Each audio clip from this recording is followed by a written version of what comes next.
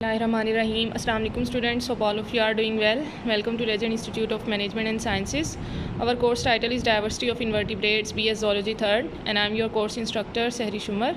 ठीक है बेटा, हमने फाइलम अकाइनोडर्मेटा लास्ट टाइम जो है वो डिस्कस किया था। हमने इसके जनरल करेक्टरिस्टिक्स के बारे में पढ़ा था, जिसमें हमने वाटर वेस्कुलर सिस्टम को जो है वो डिटेल में डिस्कस किया था। आज जो हमने बेसिकली स्टार्ट करना है that is about the nervous system of phylum Echinodermata. ठीक है, अकाइनोडर्मेटा को मैंने आपको बताया था कि इनकी कॉमन एग्जाम्पल के अंदर स्टारफिश आ जाती है। ठीक है, नर्वस सिस्टम की बात करें तो इनके अंदर कोई well develop nervous system in the form of brain and spinal cord मौजूद नहीं होता, लेकिन ओबियसली इनके अंदर कम्युनिकेशन होनी है तो उसके लिए इनके अंदर जो है वो डिफरेंट नर्व कॉर्ड्स पाई जाती हैं, नर्व रिंग पाई जाती है, और इसके अलावा इनके अंदर नर्व एपिडर्मल नर्व पेलेक्सस मौजूद होता है, मीन्स के नर्व नेटवर्क होता है जो कि इनको कोऑर्डिनेशन में हेल्प आउट कर रहा होता है। ठीक है, इनके अंदर ओरल एबोरल, आपको बताया था कि ओरल सरफेस वो है जो कि माउथ वाली साइड है और एबोरल जो कि माउथ की ऑपोजिट साइड है जहाँ पर इनस पाया जाता है।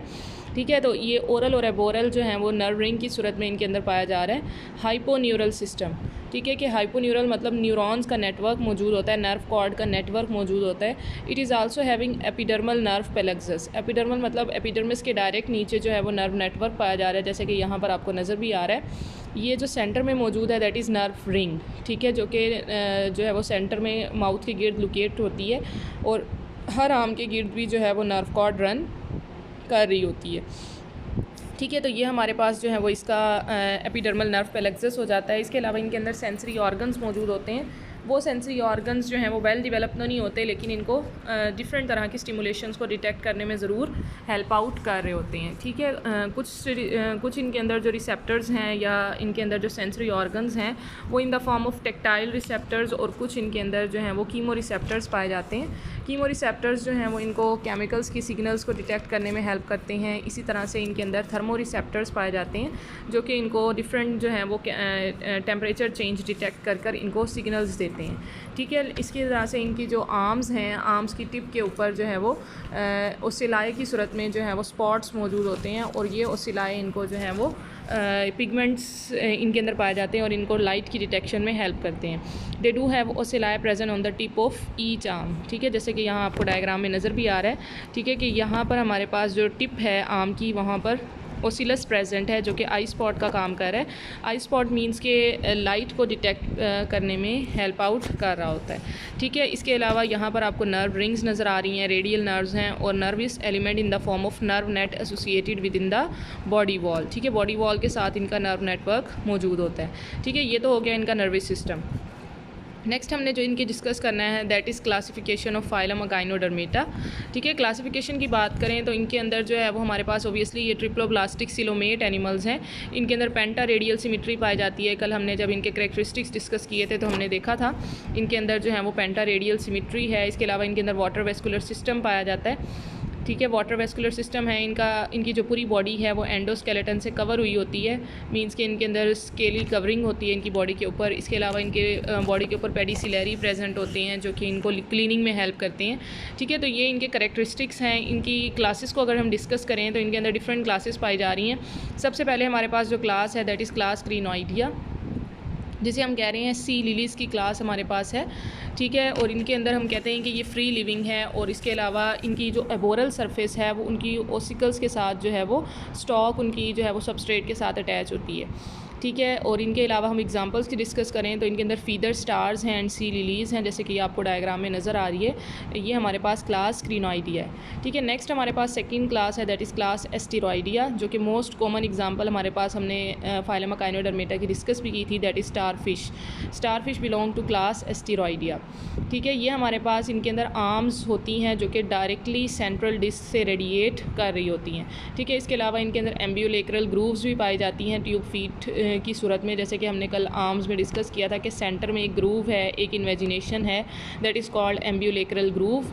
इसके अलावा इनके अंदर ट्यूब फीट्स पाए जाते हैं जो कि सक्शन का काम करते हैं, मींस कि इनको डायरेक्टली सबस्ट्रेट के साथ अटैच होने में हेल्प आउट कर रहे होते हैं। ठीक है, पेडिसिलरी भी इनके अंदर पाए जाते हैं जो कि इनकी क्लीनिंग में इनको जो है वो प्रोटेक्ट करने में हेल्प करते हैं। इसके अलावा इनकी 1500 तक की स्पीशीज़ हमें अब तक डिस्कवर हो चुकी हैं। एग्जाम्पल आप लिख सकते हैं इसके अंदर स्टारफिश।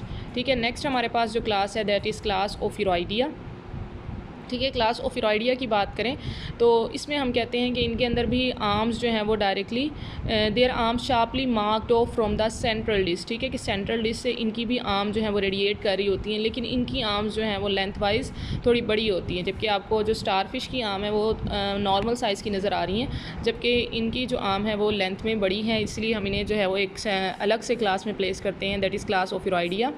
ठीक है। इनके अंदर जो है वो ट्यूब फीट इनके अंदर मौजूद तो होते हैं, लेकिन विदाउट सक्शन डिस्क, मतलब सक्शन डिस्क उनके अंदर उनकी जो लास्ट पार्ट होता है ट्यूब फीट का, स्टारफिशेस के अंदर जो है वो इस तरह से सक्शन अपरेटस मौजूद होता है जो कि सबस्ट्रेट के साथ अटैच होने में इन्हें हेल्प करता है, लेकिन इनके अंदर जो है वो सक्शन नहीं पाई जाती। ठीक है। एग्जांपल्स डिस्कस करें तो इनके अंदर ब्रिटल स्टार हैं, इसके अलावा बास्केट स्टार्स हैं जो कि क्लास ओफिरॉइडिया से बिलोंग करती हैं। नेक्स्ट हमारे पास जो इसकी क्लास है दैट इज़ क्लास एक्टिनॉइडिया। एक्टिनॉइडिया की बात करें तो इनकी, जैसे कि आपको डायग्राम में नज़र भी आ रहा है कि इनकी बॉडी ग्लोबुलर है और डिस्क शेप है। ठीक है, ग्लोबुलर और डिस्क शेप इनकी बॉडी आपको नज़र आ रही है, कोई आर्म्स इनकी बॉडी में मौजूद नहीं हैं। इसके अलावा ये मूवेबल हैं क्योंकि इनके अंदर स्पाइंस, इसकी बॉडी पर स्पाइंस आपको नज़र आ रहे होंगे, स्पाइंस इनके अंदर पाए जा रहे हैं, और इसके अलावा ये मूवेबल हैं। और इसके अलावा इनके अंदर जो है वो क्लोजली फिटिंग प्लेट्स मौजूद होती हैं इनकी बॉडी में, जो कि स्केलेटन का काम करती हैं। अभी तक जो इनकी स्पीशीज़ हमें डिस्कवर हो चुकी हैं दैट इज़ 10,000 स्पीशीज़ जो हैं वो हमें इनकी अब तक मिल चुकी हैं। इसके अंदर एग्जांपल्स आ जाती हैं सी अर्चिन की, सैंड डॉलर, सी बिस्किट्स। ठीक है, बिस्किट्स इसीलिए कह रहे हैं क्योंकि इनकी शेप जस्ट लाइक सर्कुलर है, डिस्क शेप है, इसीलिए जो है वो इसकी शेप की बेस पर हम इन्हें सी बिस्किट्स कह रहे हैं, सैंड डॉलर्स कह रहे हैं क्योंकि सैंड में पाए जाते हैं, या फिर इन्हें हम सी अर्चिन जो इसकी एग्जाम्पल में हमारे पास आ जाती हैं। ठीक है। लास्ट में हमारे पास जो क्लास है दैट इज़ क्लास होलोथ्राइडिया। ठीक है, होलोथ्राइडिया में इनके अंदर भी कोई रेज वगैरह मौजूद नहीं होती, मीन्स के कोई आर्म आपको इसकी बॉडी से निकलती नज़र नहीं आ रही। ठीक है, लेकिन इनकी जो बॉडी की शेप है that is elongated, oral aboral axis से इनकी बॉडी जो है वो एलोंगेटेड होती है। इसके अलावा इनके अंदर भी माइक्रोस्कोपिक ओसिकल्स जो हैं वो इनकी बॉडी के मस्कुलर बॉडी वॉल में एम्बेडेड हुई होती हैं।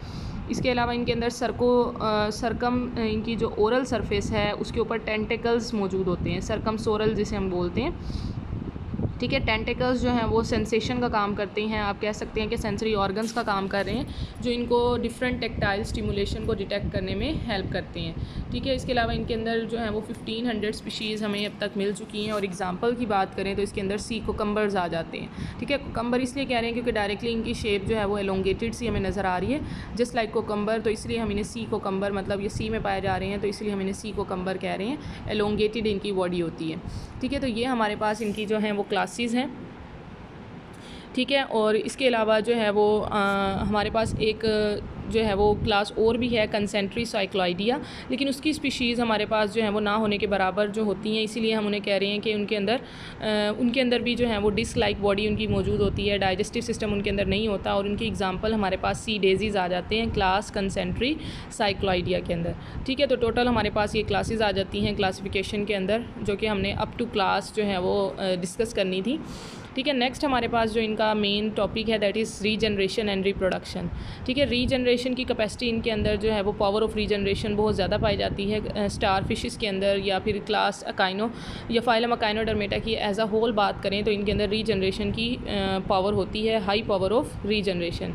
If any part is broken they can regenerate it fully. ठीक है, कि कोई भी पार्ट इनकी बॉडी का, स्पेशली अगर कोई आर्म जो है वो ब्रेक कर जाती है तो इसको वो फुली जो है वो दोबारा से रीजनरेट कर सकते हैं। लेकिन ओबियसली ये जो रीजनरेशन का प्रोसेस है ये बहुत स्लो प्रोसेस होता है और ये थाउजेंड्स ऑफ ईयर्स में कंप्लीट होता है। ठीक है, in case of starfish if any part of the arm is injured starfish itself throw that arm. ठीक है, कि कोई भी पार्ट उसकी आर्म का अगर इंजर हो जाता है तो वो उसको जो है वो खुद से थ्रो कर देती है, उस आर्म को गिरा देती है, and regenerate the whole arm which is also called autotomy. ठीक है, इस प्रोसेस को हम ऑटोटोमी बोलते हैं कि खुद जो है वो अपनी इंजर पार्ट को गिरा देती है, शेड कर देती है, और उसके बाद फिर उसी आर्म को दोबारा से रीजनरेट करवा देती है। That process is called autotomy.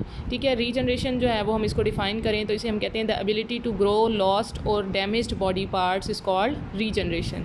ठीक है, तो इसकी डेफिनेशन है। और इसी तरह से ऑटोटोमी को हम थोड़ा सा अलग से डिफ़ाइन करेंगे, क्योंकि इसके अंदर हम कहते हैं कि इंजर बॉडी पार्ट जो होता है जो कि ख़ुद से नहीं गिरा बल्कि जो स्टारफिश है उसको कॉन्शियसली शेड करेगी ताकि वो इंजर पार्ट जो है वो बॉडी से अलग हो जाए और उसको दोबारा से न्यूली जो है वो बना लेती है, रीजनरेट कर लेती है। Sometimes a severed arm can grow into a new organism if 1/5 of the central disc is present, मतलब जो एक आम अलग हो गई है, अगर उसके अंदर सेंट्रल डिस्क का कुछ हिस्सा मौजूद है तो वही आम दोबारा से कंप्लीट जो है वो स्टार फिश बना सकती है। ठीक है, तो ये इसके अंदर जो है वो रीजनरेशन की कैपेसिटी है। नेक्स्ट जो हमारे पास इसका टॉपिक है that is reproduction and development. ठीक है, रिप्रोडक्शन की बात करें तो इनके अंदर ओबियसली जो है वो सेक्सुअल रिप्रोडक्शन और एसेक्सुअल रिप्रोडक्शन दोनों तरह की रिप्रोडक्शन इनके अंदर पाई जाती है। ठीक है, एसेक्सुअल रिप्रोडक्शन इनके अंदर बेसिकली जो है वो रीजनरेशन के ज़रिए से हो रही होती है, जो कि हमने पीछे डिस्कस भी किया, या फिर बाइनरी फिशन के ज़रिए से भी इनके अंदर जो है वो एसेक्सुअल रिप्रोडक्शन हो जाती है। मेनली अभी हमने जो डिस्कस करनी है दैट इज़ सेक्सुअल रिप्रोडक्शन। ठीक है, इसमें हम कहते हैं कि इनके अंदर सेपरेट सेक्सेस मौजूद हैं, डाइशियस हैं। डाइशियस मींस के इनके अंदर जो हैं वो सेपरेट सेक्सेस हैं, मेल और फीमेल जो ऑर्गेनिज़म है वो सेपरेट होते हैं और एक ही ऑर्गेनिज़म के अंदर दोनों सेक्सेस मौजूद नहीं होती। ठीक है, लेकिन जो हमारे पास सेक्सेस हैं वो एक्सटर्नली हमें जो है वो वाज़िया तौर पर इनडिस्टिंग्विशेबल होती हैं, मतलब हम उन्हें आइडेंटिफाई ईज़िली नहीं कर सकते।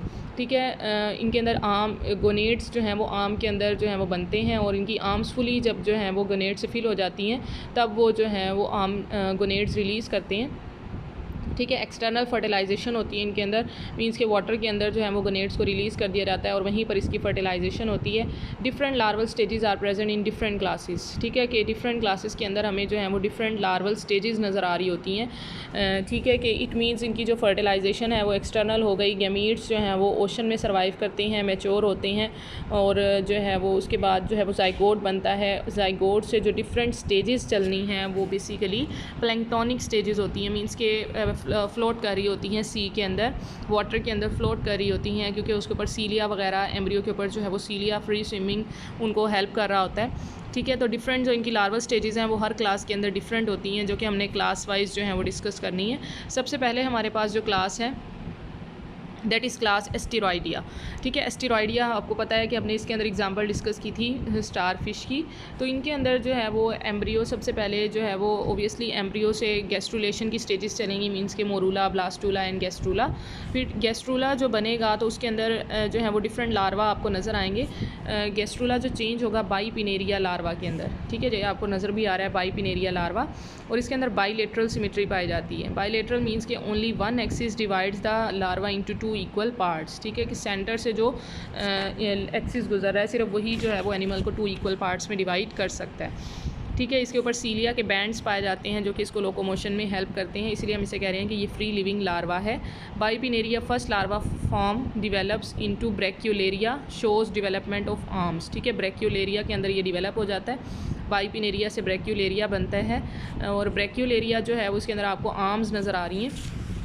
ठीक है, बेसिकली इसके अंदर 5 पेयर्ड आर्म मौजूद होती हैं और 3 अनपेयर्ड आर्म मौजूद होती हैं। ठीक है, 5 paired arms and 3 unpaired arm मौजूद होती हैं, जो कि इसको जो है वो एक कंप्लीट स्टार फिश में डिवेलप होने में हेल्प करती हैं।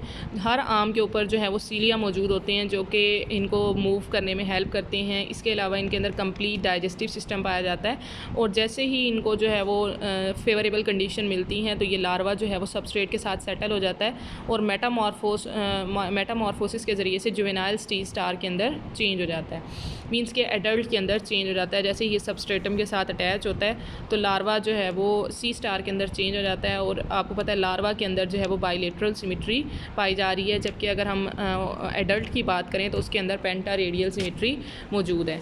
ठीक है, तो ये हमारे पास थी क्लास एस्टेरॉयडिया। ठीक है, नेक्स्ट हमारे पास जो क्लास है इसकी दैट इज़ क्लास ओफिरॉयडिया। ठीक है, ओफिरॉयडिया के अंदर हम डिस्कस करते हैं, इसकी जो कॉमन एग्जांपल आ जाती है दैट इज़ ब्रिटल स्टार।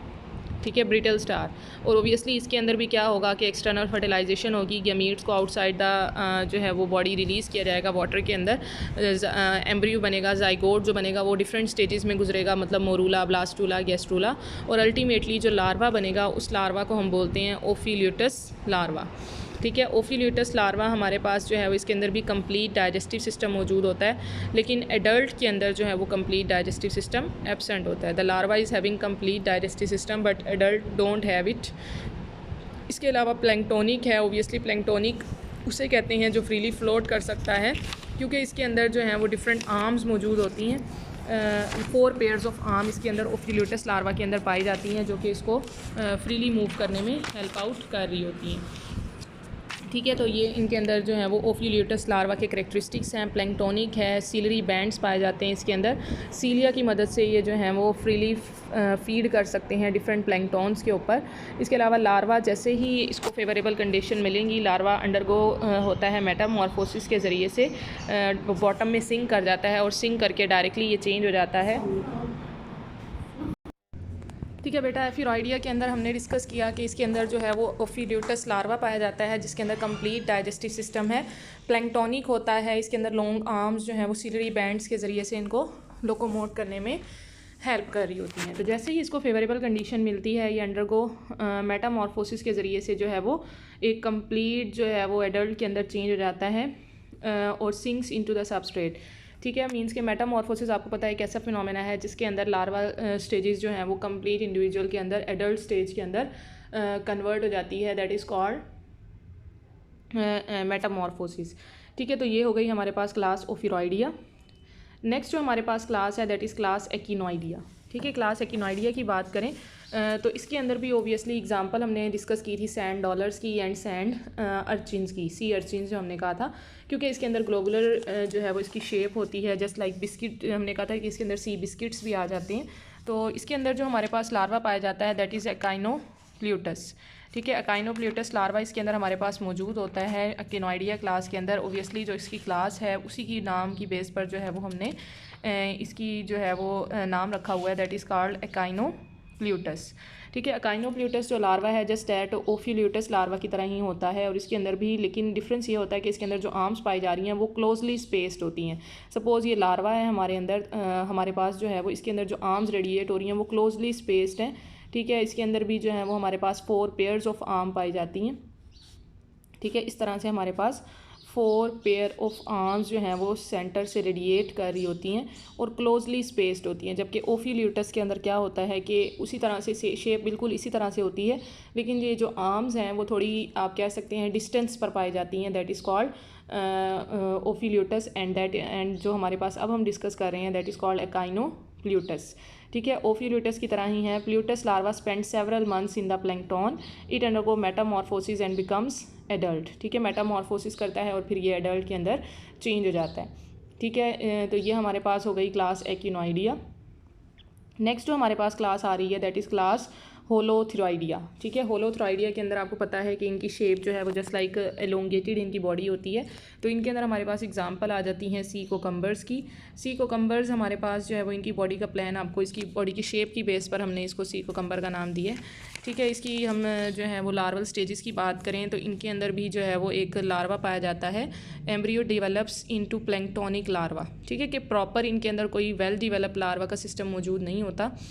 ठीक है, जो हमें इनके अंदर लार्वा नज़र आता है वो एलोंगेटेड सी उसकी बॉडी होती है। ठीक है, प्लैंक्टोनिक लार्वा है विच इज़ कॉल्ड एज ऑरिकुलेरिया। ठीक है, उसको हम जो है वो ऑरिकुलेरिया का नाम देते हैं। ठीक है, और उसके ऊपर इस तरह की उसकी शेप है हमारे पास। उसकी शेप अगर हम डिस्कस करें तो इस तरह से दोनों साइड्स पर बैंड्स ऑफ सीलिया ओरिजिनेट हो रहे होते हैं। ठीक है, इस तरह से बैंड्स ऑफ सीलिया, और जो इसको प्लैंक्टोनिक लाइफ जो है वो सर्वाइव करने में हेल्प करते हैं। यहाँ पर इसका कंप्लीट डाइजेस्टिव सिस्टम पाया जाता है। ठीक है, pre oral and post oral bands of सीलिया हैं जो कि इसको लोकोमोट करने में हेल्प करते हैं। In all larva the attachment to the substratum occur at the anterior end. ठीक है, एंटीरियर एंड वाली साइड पर जो है वो ये सबस्ट्रेट के साथ अटैच होते हैं, और जैसे ही अटैच होंगे फिर ये एडल्ट एनिमल के अंदर चेंज हो जाते हैं। ठीक है, दैट इज़ क्लास होलोथ्रोइडिया। ठीक है, नेक्स्ट हमारे पास जो क्लास है दैट इज़ क्लास क्रिनोइडिया। ठीक है, क्लास क्रिनोइडिया की बात करें तो इसके अंदर हमारे पास ओबियसली एग्जांपल्स में आ जाती हैं सी लिलीज़। ठीक है, सी लिलीज़ की हम बात कर रहे हैं। अब हमारे पास इनके अंदर क्रिनोइड्स के अंदर भी डाइशियस सिस्टम पाया जाता है। ठीक है, fertilization and development occurs in water. ठीक है, इनके अंदर भी जो है वो फर्टिलाइजेशन और डेवलपमेंट इनकी वाटर के अंदर होती है, लेकिन इनके अंदर कोई प्रॉपर जो है वो आप कह सकते हैं वेल डिवेलप सिस्टम नहीं है रिप्रोडक्शन का। फर्टिलाइजेशन डेवलपमेंट जो है वाटर के अंदर हो रही है। Some species brood embryos on the outer surface of the arm. ठीक है, इनकी जो आर्म्स हैं उसकी आउटर सरफेस के ऊपर ये जो है वो एम्ब्रियो को ब्रूड करते हैं, और इनके अंदर जो लार्वा बनता है दैट इज़ डोलियो लेरिया लार्वा। ठीक है, डोलियो लेरिया लार्वा जो है वो इसके अंदर बनता है, और उसकी शेप जस्ट लाइक हमें इस तरह की नज़र आती है, और उसके ऊपर बैंड्स ऑफ सीलिया इस तरह से पाए जाते हैं।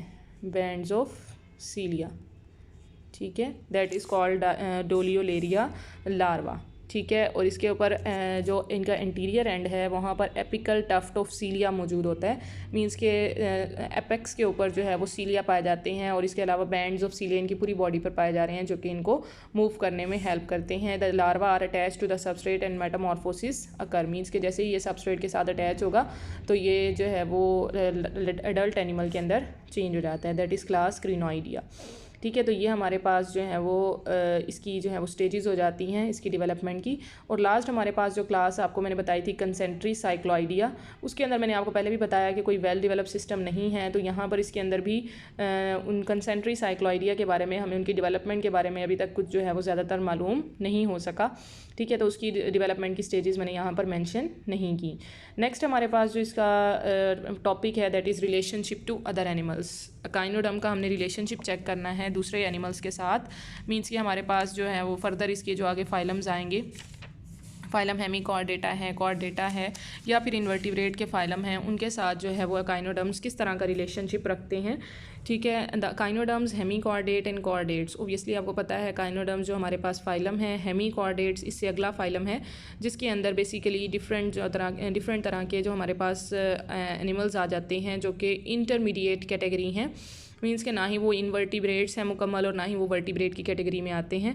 और कॉर्डेट्स के अंदर हमारे पास तमाम वर्टिब्रेट्स आ जाते हैं जिसके अंदर fishes, amphibian, reptiles, birds and mammals हैं, मींस के हमारा जो फाइलम है ह्यूमन बींग्स का वो भी कॉर्डेटा ही है, ठीक है। तो हमने काइनोडर्म्स का हेमीकॉर्डेट और कॉर्डेट्स के साथ रिलेशनशिप चेक करना है, ठीक है। हम कहते हैं कि इनके अंदर फॉलोइंग कॉमन कैरेक्टरिस्टिक्स पाए जाते हैं क्योंकि ये तमाम के तमाम जो हैं वो ड्यूटेरोस्टोम्स हैं।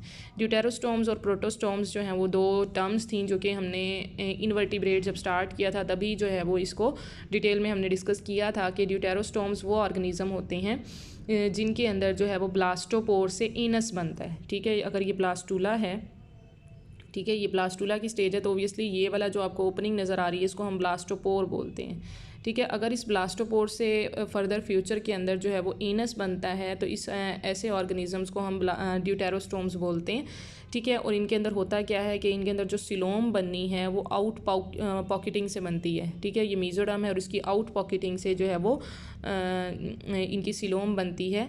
The anus is develop from blastopore, coeloms is enterocoelous, ठीक है, कि यहाँ पर हमारे पास सिलोम इनकी इस तरह से एंटीरोसिलस होती है। एंटीरोसिलस मींस के जो इनकी मेजोडर्म है उसी की आउट पॉकेटिंग की वजह से इनकी सिलोम बनती है। It is formed by the outpocketing of embryonic gut, ठीक है। एम्ब्रियोनिक गट की जो है वो आउट पॉकेटिंग से बन जाती है।